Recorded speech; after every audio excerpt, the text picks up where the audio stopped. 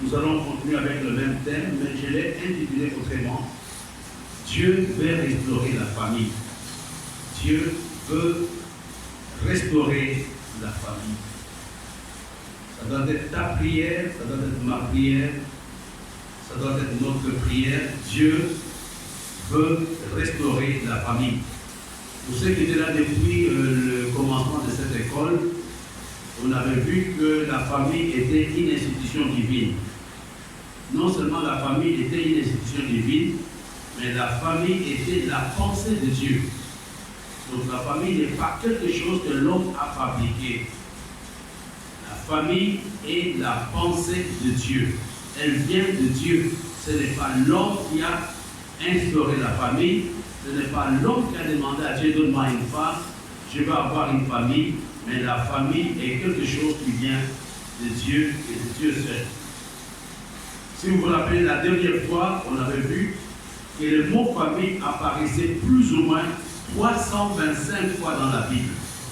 325 fois, c'est pour nous montrer combien la famille est une réalité importante aux yeux de Dieu.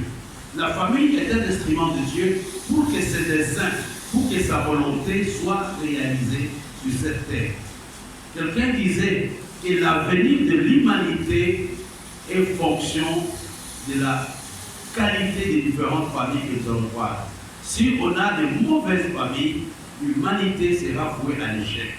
Mais si nous avons de bonnes familles, nous pouvons avoir un avenir glorieux. Et ceci est valable aussi dans l'Église.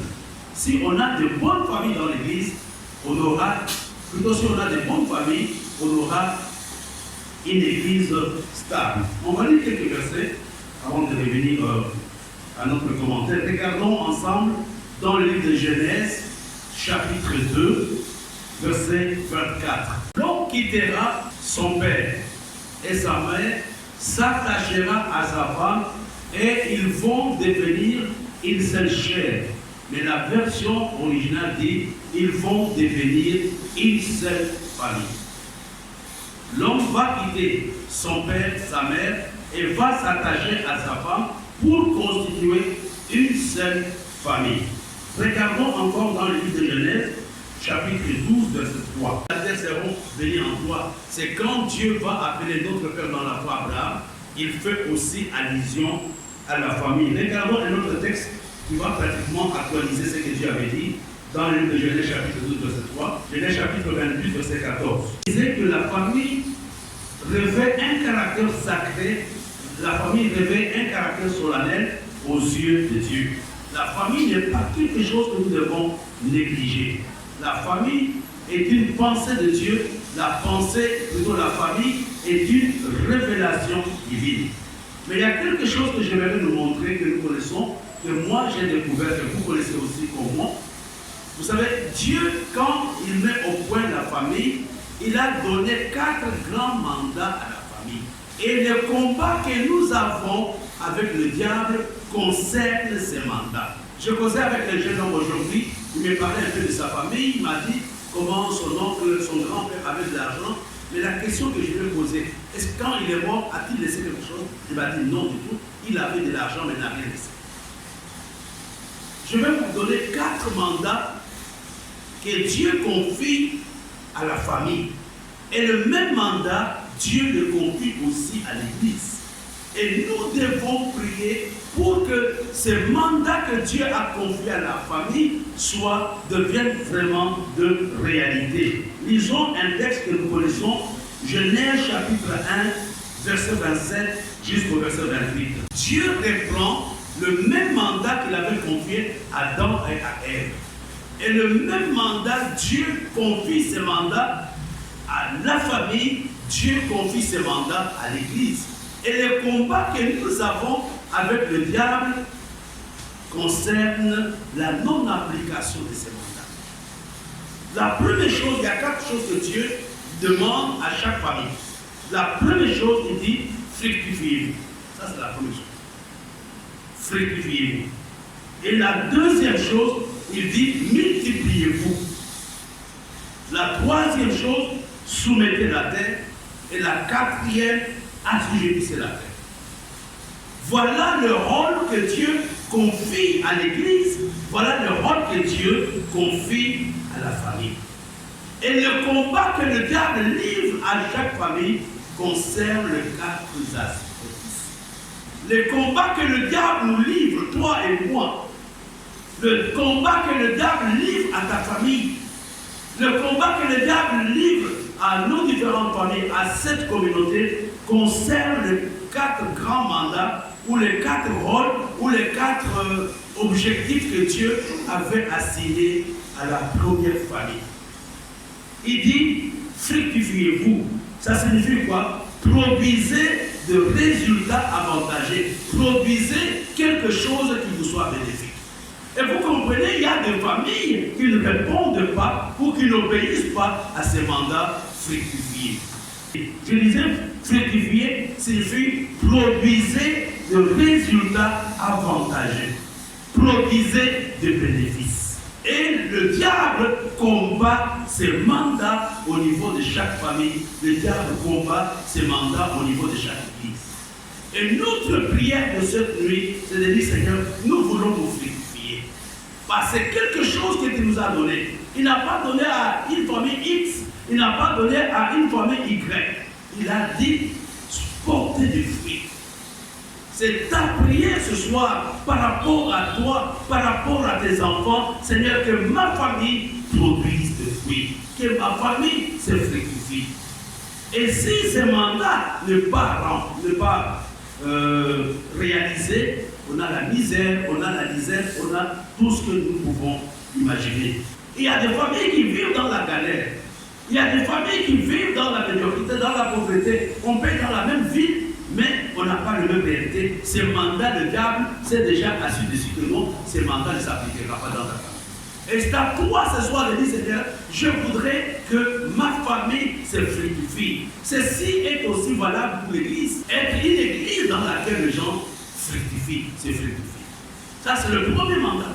Quand il est créé, il dit, fructifiez-vous. Il dit, la Bible nous dit, il les avait bénis. Et après la bénédiction, il leur dit quoi?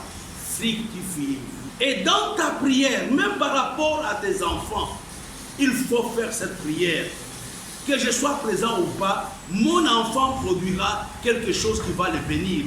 Mon enfant produira quelque chose qui lui sera avantageux. Et le diable nous amène dans des choses inutiles, dans la sorcellerie, dans le banditisme, dans l'alcool. Pourquoi les gens se droguent? Pourquoi les gens font beaucoup de mauvaises choses? C'est pour que ce mandat que Dieu a donné ne soit pas une réalité. Pour que ce mandat, donc il y a un enfant qui a dépensé de l'argent, il est universitaire, il est ingénieur, il est médecin, mais le mandat ici que Dieu a donné, le diable s'est déjà assis dessus. Il a dit, vous là, vous n'allez jamais vous fructifier. Il y a des familles que nous connaissons autour de nous. Nous venons de certaines familles dans lesquelles le mot bonheur n'existait pas. Ce n'est pas le problème de Dieu. Ce n'est pas Dieu qui nous a créés comme ça. Et là, ce sont des paroles que Dieu prononce sur chaque famille au début de l'humanité. Dieu nous a créés pour que nous soyons productifs. Ça doit être ta prière ce soir. Seigneur, dans mon église, dans ma famille, donne-moi l'esprit de créativité. Il y a le diplôme, on peut avoir 5 médecins. Avec le diplôme, on peut avoir des ingénieurs, mais qui n'arrivent pas à avoir un travail. Pourquoi? Parce que ces mandats, le diable s'oppose. Je prends exemple. Il dit que dans ta famille, il y aura une femme stérile, une femme qui avorte. C'est notre prière de cette nuit. Seigneur, nous voulons nous fructifier. Seigneur, je veux produire quelque chose. Le plus important n'est pas d'occuper la terre. Le plus important n'est pas de vivre longtemps. Quelle chose, qu'est-ce que tu laisseras sur cette terre dans ta famille? Je ne veux pas quitter cette terre sans que ce mandat ne puisse s'accomplir dans ma famille. Et ça, c'est important. Ce n'est pas la magie, ce n'est pas la prophétie, ce n'est pas le combat spirituel, c'est Dieu qui l'a dit. Je vois une soeur dans la salle, elle est dans une grande maison avant la prison. Mais elle n'a pas produit ça. Il y a quelqu'un qui avait fructifié, qui a dit, mais écoutez, moi je m'en vais, je voulais cette maison. C'est notre première prière de cette nuit. Nous voulons avoir des familles qui se fructifient, qui produisent des choses. Peut-être que les parents ne t'ont pas laissé quelque chose, mais toi, dans ta prière, dis Seigneur, je n'aimerais pas quitter cette terre sans laisser quelque chose de positif. Et j'aimerais cette nuit, dans notre prière, nous en tant que représentants de nos familles, nous en tant que représentants de cette communauté, dit Seigneur, que cette parole, moi, Marie-Thérèse, s'accomplisse dans ma famille. C'est quelque chose de très important. Moi, quand je préparais, je dis, mais Seigneur, tu nous ouvres les yeux et nous comprenons souvent d'où nous viennent les problèmes. Dieu nous a appelés à faire des bénéfices. Dieu nous a appelés à produire quelque chose. Et puis la deuxième chose dit, multipliez-vous. Ça signifie quoi? Augmentez en nombre.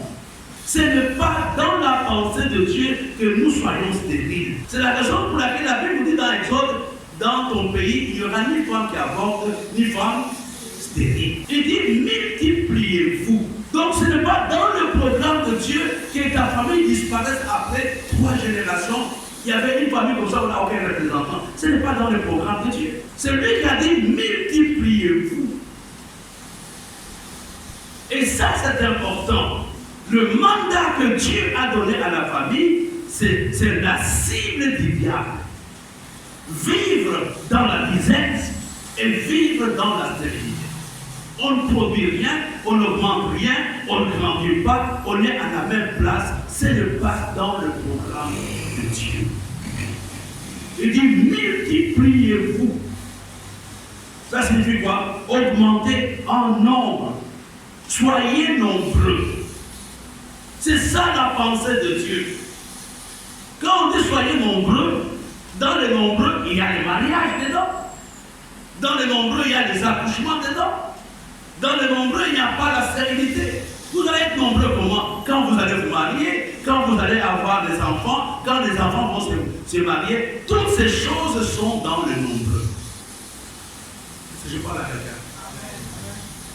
Le premier mandat que Dieu confie à l'homme, c'est de produire des résultats avantageux ou encore avoir des bénéfices. C'est la question que tu dois, ou les combats spirituels dans lesquels nous sommes engagés, c'est de dire à Dieu, Seigneur, je ne veux pas. Je vais vous dire la vérité, quand on ne grandit pas, ce n'est pas dans le grand. C'est le diable qui est derrière. On peut expliquer la théorie, non, mais bien aimé. Donc, c'est dans, nous avons les gènes de la croissance. Je n'ai pas besoin de prier pour que je vieillisse. Chaque jour, j'ai grandi. Tu n'as pas besoin de prier pour que tes sœurs arrivent. C'est dans les gènes de l'homme, la croissance. Et comme on ne grandit pas, c'est le diable qui est derrière ces choses. C'est le diable qui s'oppose à ces mandats que Dieu a confiés à l'homme. Et puis il dit, soumettez. Je vais reprendre, parce que là, tu peux m'aider.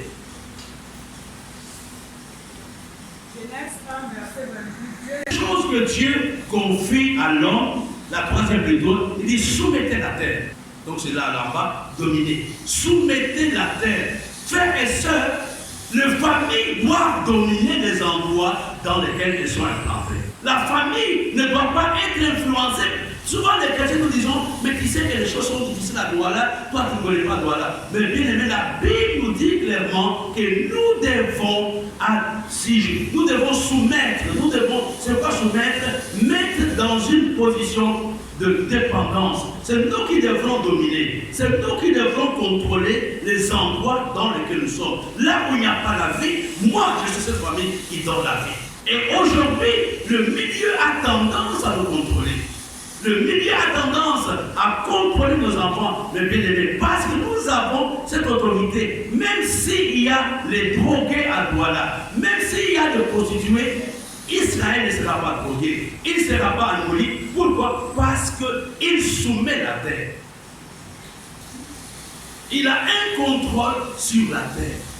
Nous devons apprendre, mes bien-aimés, à ne pas nous identifier aux réalités dans lesquelles nous sommes. Nous devons apprendre à ne pas dire que non, les temps sont difficiles à Douala, les temps sont difficiles ici à Komondo. Ce n'est pas dans le plan de Dieu. C'est nous qui devrons donner un rythme à Komondo. C'est toi qui dois dire, voilà, je suis investi de cette autorité. Nous allons, les gens qui sont autour de nous vont se soumettre. Ils vont suivre ce que nous voulons faire. Mais quel est le problème? L'Église et nos familles, nous suivons le règlement, nous suivons la cadence du milieu dans lequel nous sommes. Il y a des alcooliques, nous devenons alcooliques. Mais nous, Dieu nous a donné ces mandats, même s'il y a des alcooliques, par la prière que nous allons faire, par l'intercession, les gens vont changer à cause de nous. Nous sommes une ville qui est bâtie sur la montagne. Nous sommes les saints de la terre. Mettre quelque chose dans un état de subordination, même si autour de nous il y a de part, même si autour de nous il y a de telles situations, ma famille ne sera pas affectée. Le vrai problème que nous avons, c'est le fait que quand on fait des projets, quand on fait des calculs, tout le monde dira, mais écoutez, les temps sont difficiles. Nous ne sommes pas concernés. La Bible n'a pas dit que vous allez soumettre les quand l'économie sera bonne. Vous allez soumettre les quand on aura 10 milliardaires dans l'église. Non, mais bien aimé, toi seul, ta famille seule, peut changer la façon de faire de cette église. Et la troisième chose, il dit, assujettissez. En un simple français, c'est arrêter les choses, les rendre stables, éviter le mouvement des choses. Ça signifie quoi? Stabiliser. La famille est là pour stabiliser le milieu dans lequel il vit. Si nous avons ici 10 églises, 10 familles chrétiennes dans cette contrée qui prient l'ambiance ici. Et vous comprenez le problème, je vais vous dire, les familles sont des petites églises. C'est la famille de maman Bapek, la famille de maman Bourou, la famille de maman Elali. Prie pour la communauté. Quand ils viennent ici, les choses peuvent changer. Mais nos combats spirituels, nous ne les faisons pas dans nos familles. Le combat spirituel, nous commençons à les faire dans l'église. La première maison ou les premières entités d'intercession, ce sont nos familles. Si j'ai déjà prié pour Yona à la maison, la monétique de l'école de dimanche n'aura pas beaucoup de problèmes. Parce que l'enfant a déjà reçu le B.A.B. de l'évangile. Et si vous regardez aujourd'hui, je vais vous montrer quelques exemples. Dans le monde entier, la première entité qui est attaquée, c'est la famille. Il y a tellement de choses. L'Union européenne fait écrire à la Hongrie parce qu'ils ont refusé de mettre le drapeau de l'arc-en-ciel des homosexuels, etc. On veut pénaliser la Hongrie qui s'est opposée à ne pas exhiber l'homosexualité au stade. Et vous voyez aujourd'hui, quand on parle de l'homosexualité, les gens pensent que l'homosexualité est une chose simple. Non, l'homosexualité, c'est l'attaque de la famille. L'homosexualité n'est rien d'autre que l'unité familiale qui est en train d'être attaquée. On va continuer. Je disais que la famille est la pensée de Dieu, mais le diable cherche à tout prix à détruire la famille. Et il a fait réussir un tout petit peu. Le diable n'a pas attaqué la famille d'une façon frontale. Le diable a attaqué la famille sur 4 plans. Et notre restauration doit concerner dans notre prière. La première chose, si nous voulons prier dans nos maisons, c'est de prier par rapport au mandat de la famille. Nous avons parlé de fructifier, multiplier, soumettre, assujettir. Et nous avons vu que le diable a attaqué la famille depuis le commencement. Et aujourd'hui, Jésus est mort pour que la famille soit restaurée. L'Église est là pour que la famille soit restaurée. Et qu'est-ce que le diable avait fait? Il a amené ce que j'appelle la rupture de relations dans la famille. Il y a 4 relations fondamentales que le diable a détruites. Et Jésus est venu pour restaurer ces relations. La première relation que je peux m'aider, Genèse chapitre 3, verset 8 à 10. Nous avons vu que l'homme et la femme feront quoi? Une seule chair, ils vont devenir une seule famille. La première relation ou la première rupture que le diable va entraîner, c'était la rupture de la relation entre l'homme et Dieu. Nous avons des familles idolâtres, nous avons des familles qui sont loin de Dieu, et ne soyons pas surpris. Et nous voyons, après cette rupture, Caïn a tué son frère. Ce n'était pas avant la relation qui existait entre l'homme et Dieu, c'était après qu'il va tuer son frère. La première relation que nous devons demander à Dieu de restaurer, c'est notre relation entre l'homme et Dieu, entre la famille et Dieu. Mais bien aimés, nos mariages seront stables si nous considérons le mariage comme étant des entités spirituelles dans lesquelles l'homme et la femme servent Dieu, dans lesquelles l'homme et la femme prient. Quand Dieu est au centre de la famille, on aura moins de problèmes.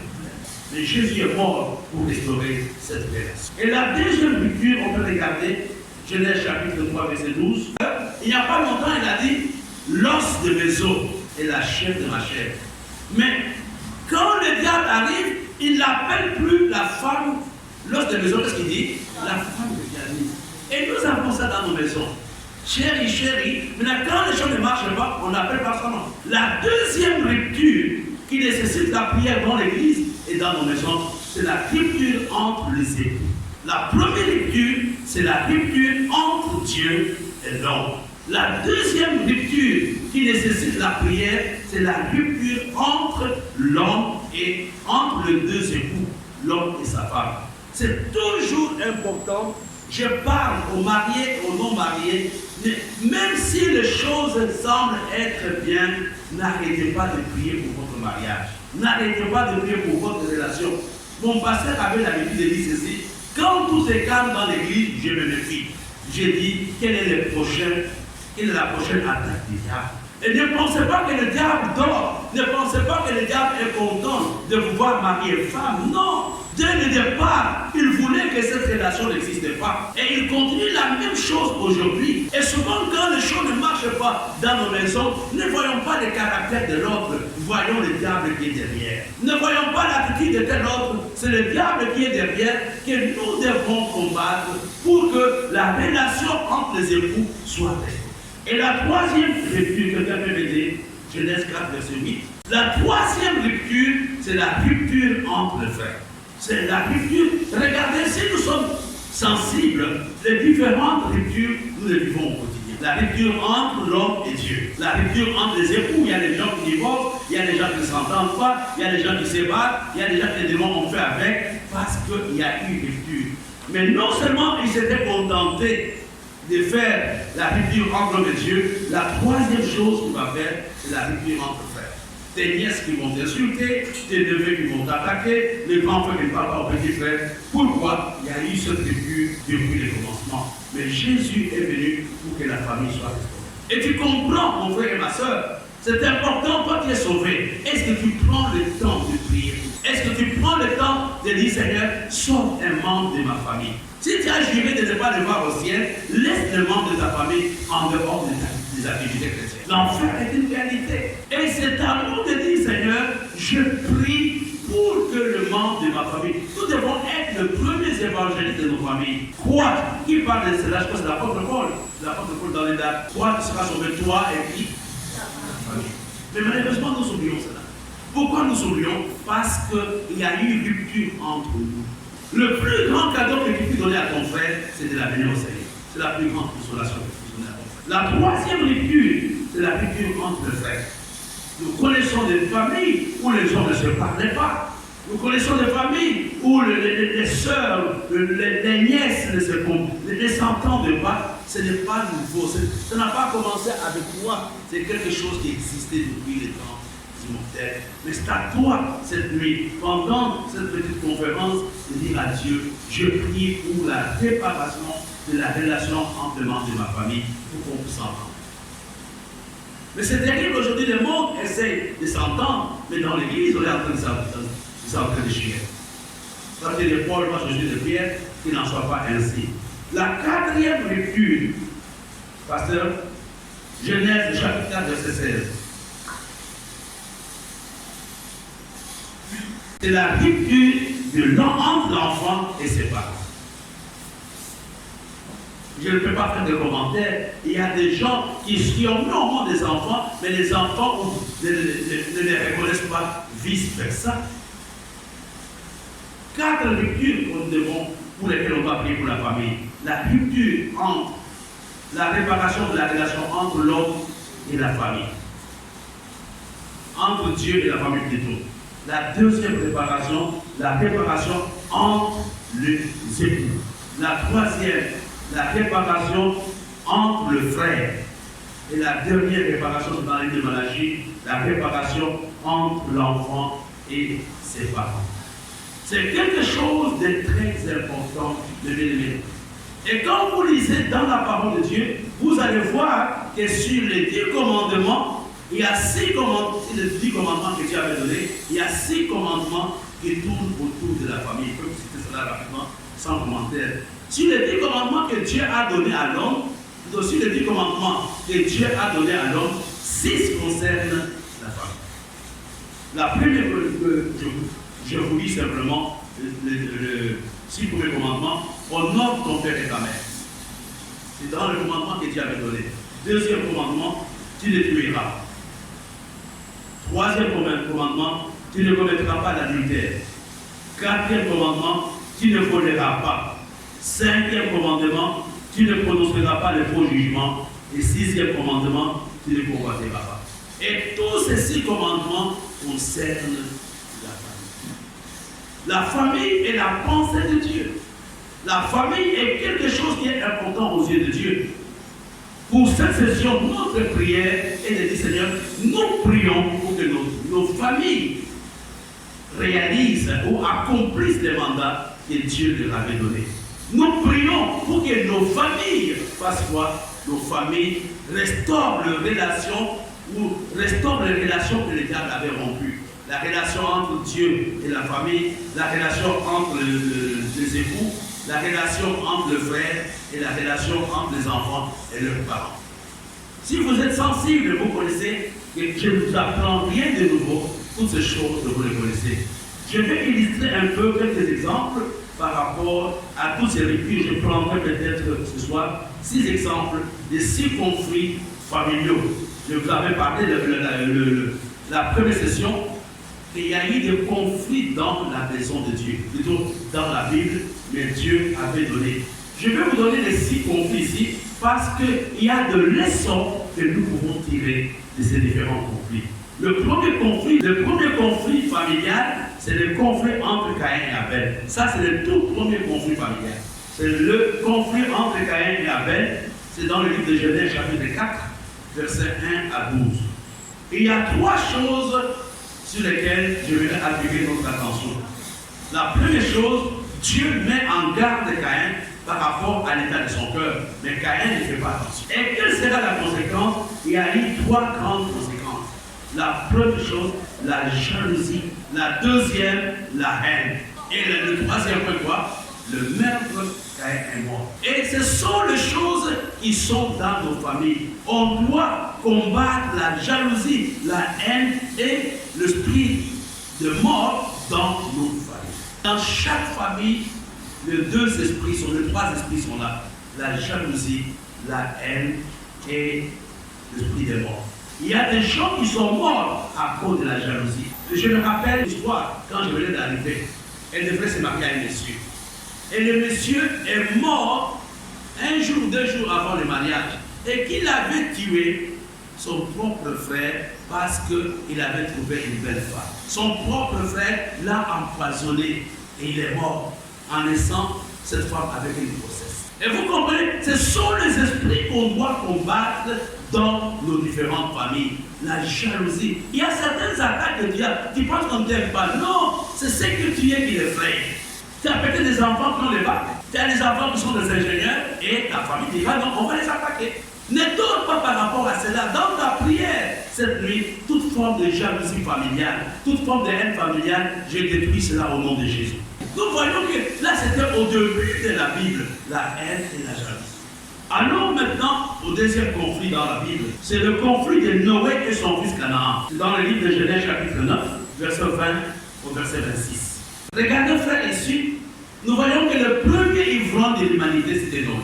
Mais quelles sont les conséquences qui peuvent nous aider dans ces conflits familiales? Il y a 3 choses que j'aimerais nous donner et que nous devons éviter, que ce soit dans la famille ou dans l'église ou dans la vie de tous les jours. La première chose, c'est l'indiscrétion des Canaan. Noé n'était pas nu dehors. Noé était nu dans sa chambre. Soyez prompts à regarder et parler peu. Et la deuxième chose, c'est le manque de respect de Canaan vis-à-vis de son père. Les autres sont rentrés à reculons, l'indiscrétion. Et la deuxième chose, le manque de respect envers nos parents est une chose mauvaise et dangereuse. Que ce soit les parents biologiques, que ce soit les parents dans le ministère, il faut éviter. Et la troisième chose aussi, peut-être qu'ils pouvaient se maîtriser, c'est la facilité avec laquelle Noé a maudit son fils. Et personne ne pouvait enlever cette malédiction. Peut-être nous avons maudit nos fils, et j'aimerais que pendant cette école de la famille, que nous chantions nos fils. Et le troisième conflit qui peut aussi nous aider cette nuit, c'est le conflit entre Abraham et Lot. Mais il y a un point négatif positif que j'aimerais nous donner. La première chose, nous devons faire attention à notre entourage. Nous devons faire attention même à nos enfants. Parce que si on ne fait pas attention à nos enfants, ils peuvent nous mettre en conflit avec les autres membres de la famille. Tout ce que l'enfant dit, c'est ce qui est bon. Il va te dresser contre sa soeur, contre son oncle, contre sa tante. Mais regardez, Abraham et l'autre n'ont pas eu de problème. Qui avait eu des problèmes? Leurs bergers, leurs collaborateurs. Mais j'ai aimé cet exemple. Pourquoi? La sagesse et la maturité d'Abraham pour gérer ses vies. Il n'est pas entré dans le jeu des bergers. Il dit à son neveu, si toi tu prends la gauche, moi je prends la droite. Et ce soir, dans notre prière pendant ce séminaire, c'est de dire à Dieu, accorde-nous la sagesse et la maturité pour gérer le problème que nous rencontrerons dans nos familles, le problème que nous allons rencontrer dans. Abraham pouvait se laisser emporter par ce que le berger lui avait dit. Il pouvait aller voir Lot. Il n'a pas voulu engager des discussions. Mes frères et sœurs, faites attention à vos enfants. Il y a des moments, notre amour maternel nous rend sourds et aveugles. Abraham n'est pas entré dans ce jeu. Il y avait des problèmes. Les deux étaient riches. Abraham était riche. L'autre était riche. Mais Abraham a utilisé la sagesse et la maturité. Nous sommes des parents, même si ce sont nos enfants que nous supportent, nous devons faire attention. On ne doit pas tout croire, on doit prier pour eux. C'est comme moi, le pasteur, tout ce qu'on me dit, je ne peux pas prendre des initiatives parce que peut-être m'a dit, non, il faut des fois écouter Dieu. Ici, on parle de la maturité et de la sagesse et apprendre à être personnel dans certaines situations familiales. Soyez comme Abraham. Ayez la sagesse, ayez l'intelligence de ne pas tomber dans le terrain des bergers qui sont autour de vous. Les bergers, ce sont vos enfants, ce sont vos collaborateurs, ce sont vos enfants qui vous aiment, même qui vous soutiennent, mais écoutez Dieu. Le quatrième conflit dans la Bible, c'est le conflit entre Ésaïe et Jacob. C'est dans le livre de Genèse chapitre 27. J'aime la manière dont on introduit ce chapitre. Et là, nous devons prier, nous tous. La Bible dit, Rebecca aimait Jacob, Isaac aimait Ésaïe. Quand vous lisez un tel texte, ça me fait penser à quoi? Il y avait rupture. Ils étaient dans le même mariage, mais ils n'avaient pas la même façon d'apprécier. J'aimerais ici donner un enseignement important par rapport à ces conflits. Il faut que les parents ne montrent pas leurs préférences vis-à-vis des enfants. Il ne faut pas donner l'occasion aux enfants de voir cela. C'est ce qui avait fait que Joseph a été vendu, parce que Jacob montrait sa préférence. Plus tu montres ta préférence, plus tu exposes cet enfant-là. Mais ce n'est pas facile, je sais. Voilà. Nous voyons que la préférence des parents était à la base de ces conflits familiaux. Et voyons aussi, mes bien-aimés, la convoitise qui était dans cette maison. Jacob a préféré le droit d'aînesse de son frère. Il va même utiliser le ruse du diable de sa maman pour voler les droits d'aînesse de son frère. Mes frères et sœurs, là c'est entre nous. Ne soyons jamais complices de nos enfants dans le mal. C'est quelque chose de mauvais, quel que soit le type d'amour que nous avons vis-à-vis d'eux. C'est Rebecca qui a aidé Jacob à voler les droits d'aînesse de son frère jumeau. Et le comble que Rebecca n'a pas joui des avantages de Jacob. Elle est morte sans voir Jacob. Et je bénis Dieu, je verrai que ce soit la même chose pour cette salle cet après-midi. À cause du comportement entre les deux frères, nous avons vu la séparation, plutôt Jacob avait fui dans le pays de son frère, de son oncle, là-bas. Il est resté pendant combien d'années? 20 ans. Mais je bénis Dieu. Il a servi pour quelqu'un dans cette salle. Après 20 ans, les deux frères se sont réconciliés. Je prie que Dieu restaure des relations dans nos familles.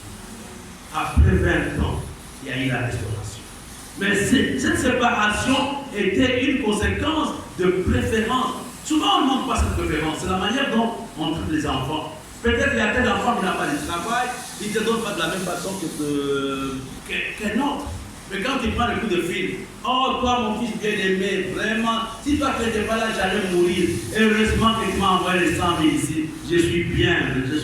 C'est ton petit frère qui m'a envoyé ça. Je suis bien, pas papa. Je ne sais pas ce que tu es en train de mettre dans les cœurs de l'autre.